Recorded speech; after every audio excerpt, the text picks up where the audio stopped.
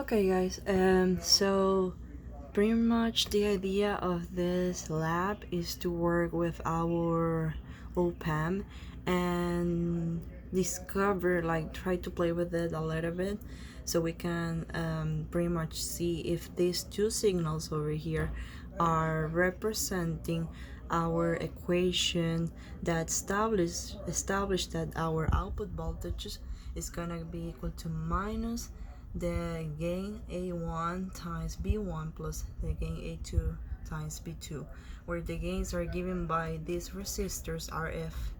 A1 is given by RF over R1 and A2 is given by RF over R2, where RF is the output resistance that goes from here to here, and our R1s and R2s are given here. Okay, so basically the idea to understand how this works is that we need to apply a node analysis in this case to be able to figure which resistors R1, R2, and RF are gonna be convenient in order to get specific results for our outputs.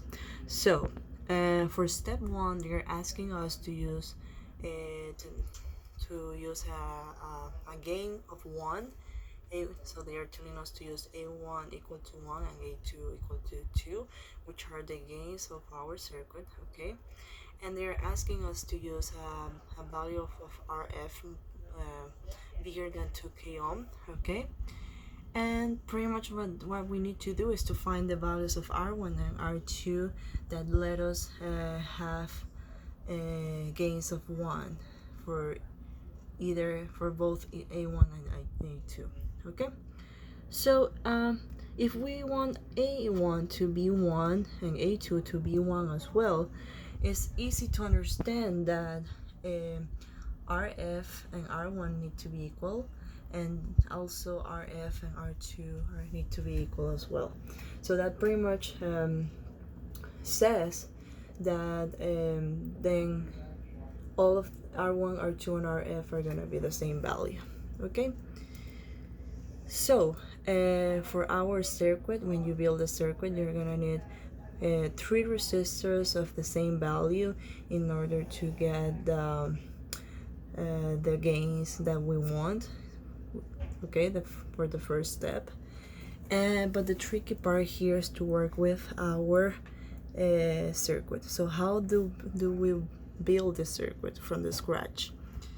So we have a data sheet over here that let us know how to work with our OPAM. We are working with the OP97 OPAM, and we have labels or numbers for each specific input in our device. Okay, so we can notice here, for example, that the output is labeled with the number 6, and if we go back to our circuit, we can see these numbers here that represents each one of the labels that we have in our data sheet. Okay, so 6 represents the output of our device, then B minus and B plus are represented by 4 and 7 respectively. Okay, and if we see over here, we have the inputs 4 and 7 over here as well. Okay, so as long as you follow your data sheet and also this diagram for your circuit, you're pretty much done with what you need to do over here. So okay, let's build this from the scratch. So we're gonna need, if you notice here you're gonna need 4 different voltage sources. You need 2 of them. You need 2 of them to give power to your circuit, to your OPAM, to energize your OPAM. Okay, and then you are gonna need other 2 power supplies that are gonna be the ones that you're gonna sum together in order to get the output here, which we expect to be the sum of these two. Okay, at least for the step 1. Then for step 2, where the gains are changing, you're gonna get another different value for the output over here. So something that you need to notice here is that instead of using 9 volts, we're working with 5 volts, since our EE2 is limited by just 5 volts. So in order to, and something else that you need to notice is that this power supply, the value of this one is going to be positive. It's a plus 9 volts, and well, in our case it's plus 5 volts, and the other one is minus 5 volts that we need to connect. That we need to connect over here. Okay, so B plus, so plus 5 volts need to be connected to the 7th input, and minus 5 volts needs to be connected to our 4th input over here. So I already built the circuit, but I'm gonna do it from the scratch so you can understand. This is my op-amp. This is how the op-amp looks like. And if you see, let me try to focus the image.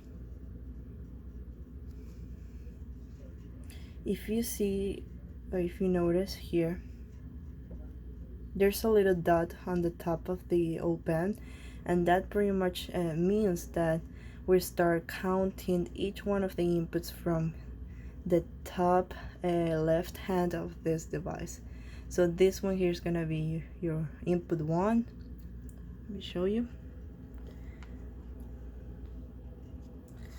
This one here is gonna be input 1, input 2, 3, 4, and then 5, 6, 7, 8. Okay, so from top to the bottom, and then we start counting from the bottom to top. So we have the first input here and the 8th input up here as well. Okay, so if we want to connect this to our circuit, I'm gonna remove this.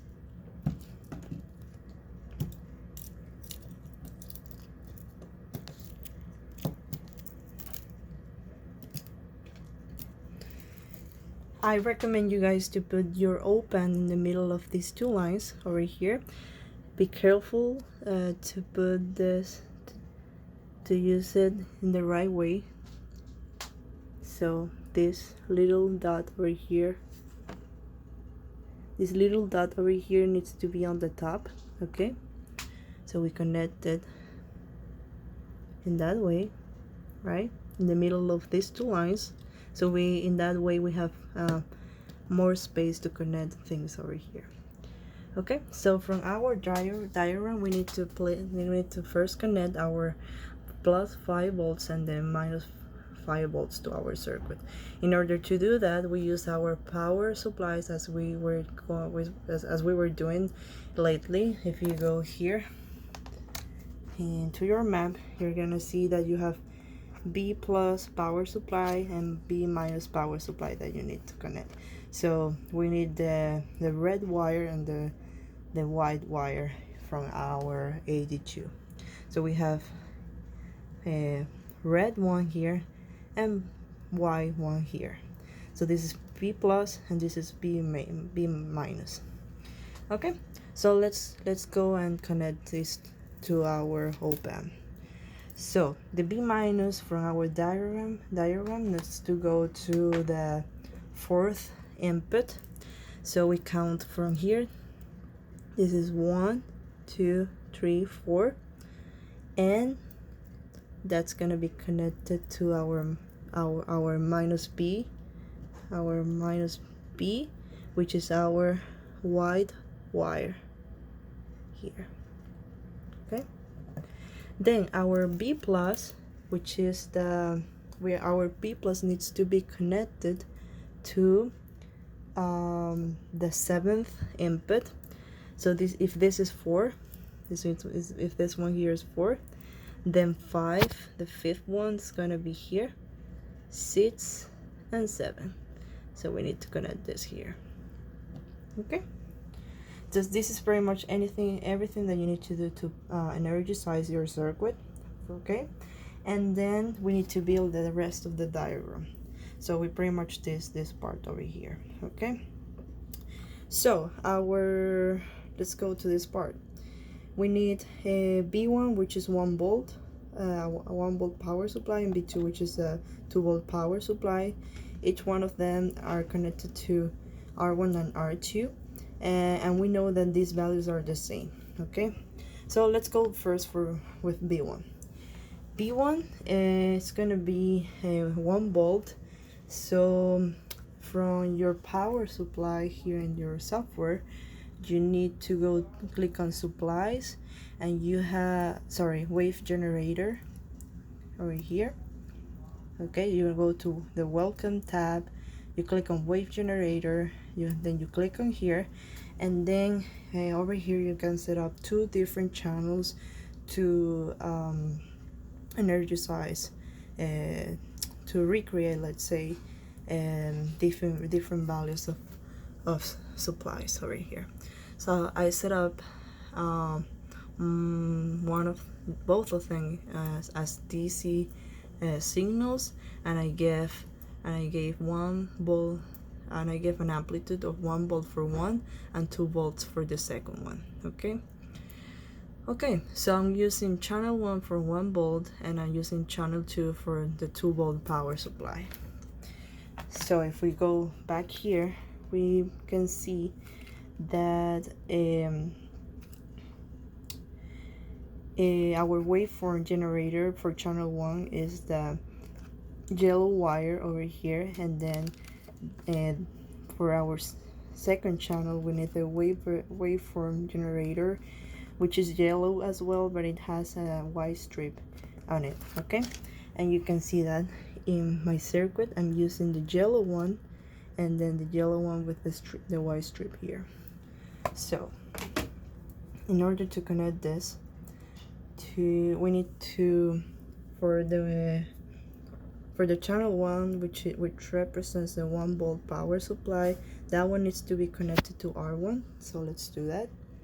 I'm using same values of resistors since our gain should be 1. Okay, so I connect one of my resistors to the yellow with no strip, with no white strip, directly. Okay, and that R1 needs to go to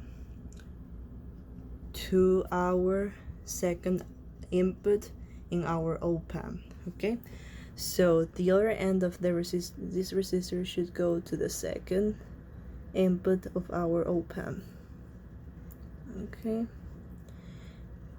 Okay, so that's it for that. Then we need to connect R2, which is the same value in our case, to our second channel of our power supply. So, and that one, in my case, that one is right below the first channel. Okay, and that one needs to be connected at the same second input in my op-amp.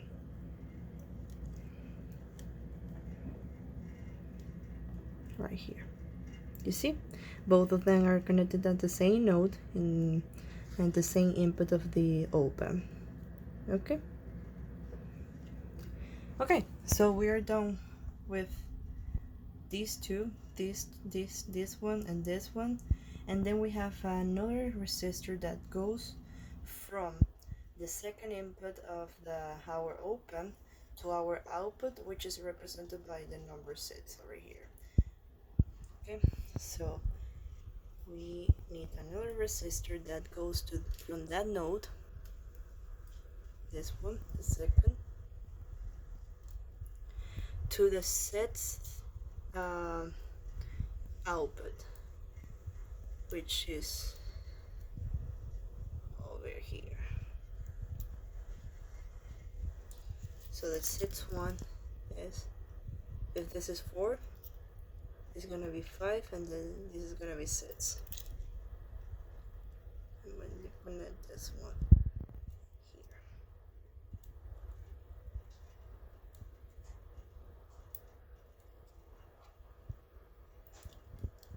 Okay, there you go. Okay, so the last step is to connect our positive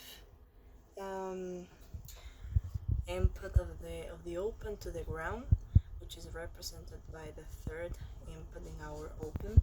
So for that we pretty much need only one wire that goes from our third input here to the ground of our power supply here. This is my ground, which is represented by the black wire. Okay, so this is all the circuit. This is pretty much everything you need to do, and to make sure that we are working good over here, we should be getting the sum of the two inputs in our output. So I have my multimeter here, and I'm gonna measure in between ground and the output, which is represented by the number 6 over here. So I'm gonna be measuring between ground, the black one, and this resistor here.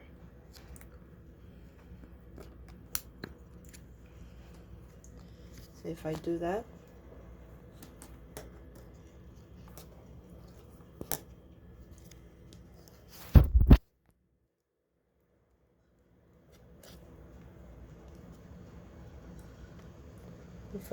if you guys do that, you are gonna get 3 volts at the as the output of the circuit.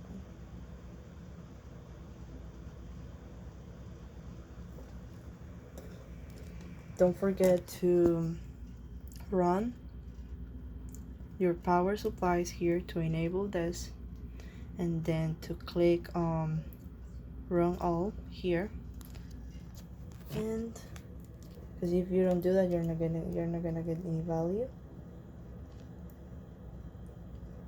There you go. So it's pretty much difficult to show, but I'm getting 3 volts over here in the multimeter, and you should be able to check that after you build your circuit the way we did it in this video.